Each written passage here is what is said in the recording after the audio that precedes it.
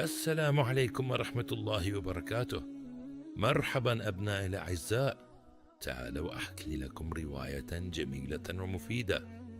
في ليلة من الليالي كان هناك طفل لم ينم تلك الليلة، إذ كان يصغي إلى دعاء أمه التي وقفت في محرابها خاشعة متضرعة.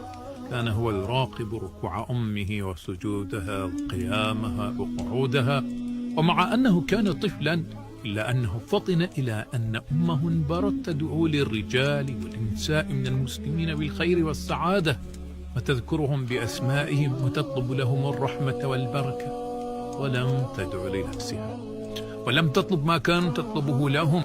كانت الأم فاطمة الزهراء عليها السلام، كان الولد ابنها الحسن عليه السلام، حيث أمضى ليلته في مراقبة أمه وهي تدعو، وانتظر أن تدعو لنفسها ليرى ما ستطلبه من الباري عز وجل.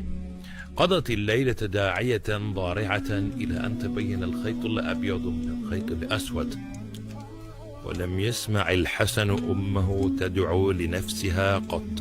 تبادرها بالسؤال قائلا: يا أماه، لماذا لم تدعي لنفسك كما دعيت لغيرك؟ فأجابت: يا بني، الجار ثم الدار.